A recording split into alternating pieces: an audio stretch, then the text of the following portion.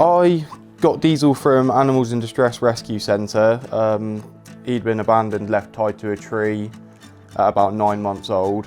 I basically rescued him, met him a few times, instant bond, we just got on really well. Met the parents as well, and after a few visits and a home visit from the rescue centre, he was happy to come back, happy here, and he's never looked back. I've never looked back. In general, he's a very quiet dog, which surprised me with the way he reacted on the day. I was fast asleep, as were my parents in the other room. I believe it was around sort of 3:45 AM, and Diesel woke me up by completely out of character barking, which completely took me by surprise. As I started to wake up, he was on top of me on my chest here, scratching at the duvet, licking my face, sort of nuzzling me as if something was really, really wrong. I jumped out of bed, opened my bedroom door thinking I'd get him out to the garden and see if he was poorly. To find flames, I guess about 5 or 6 feet away from us. Immediately then you just go into panic mode. I'm woken suddenly with Jordan shouting, get out, in the middle of the night. What the hell's going on? We thought there might be like a burglar or something.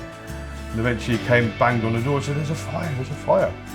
So yeah, we pulled some clothes on, looked out the door, and there were literally flames 3 or 4 feet high licking up the stairs, and we were in trouble. We've had to go across the corridor to the spare room and come out of a very small window, which, you know, really not big enough for people to get out of, but in these situations you just find a way. So Dad's gone out, we've then helped Mum get out from both sides of the window. By this time, smoke's completely filled the top half of the house.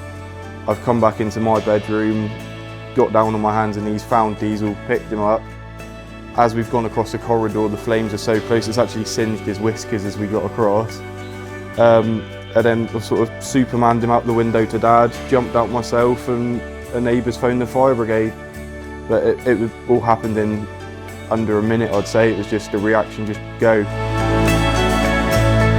From the way things went that night, and by the time we all got out and the amount of smoke we'd inhaled, by the time I'd gone back in to pick Diesel up from my bedroom floor, my head was starting to go. I was not far from losing consciousness. I mean, I don't think we had very long, so if Diesel had not been in the room with me, none of us would have made it out. Diesel would have been down here, me and my parents would have still been in our beds, and by the time a neighbour or anyone had noticed, it would have been too late for us all.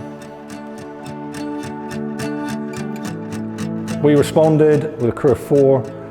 The first thing I noticed was Chris and Tina were stood on the pavement, which to us is a bit of a relief, because that means we know they're not in the property. I asked Chris what he thought was on fire. He didn't know, just said the flames were coming up the stairs. It transpired the fire had started under the staircase in a freezer unit. I asked them how they actually got out of the house, if their smoke detector had alerted them. Got a wry smile from Chris telling me that he'd actually taken his smoke detector down. At the end of the day, if you look at a smoke detector, they're the bane of our lives. You know, a bit of toast burns, off it goes. But on a realistic note, at 3:30 in the morning, most of us are sound asleep, all right? Things go wrong, are we going to be aware of them? No, we're not. That's the reason for a smoke detector. Diesel would have picked up very quickly that something was happening outside that bedroom door. He would have smelt the particles of combustion that were going on. So if he hadn't awoken Jordan when he did, I dread to imagine what the outcome would have been. Definitely. Yeah, without a doubt. We would not be here without Diesel at all. Somebody said, I bet you love him a lot more now. And I said, we loved him as much as you could love him before. But we're very, very proud of him. He gets spoiled a bit more. If we go out to dinner, I don't get the spare steak anymore. The dog gets that, literally the doggy bag.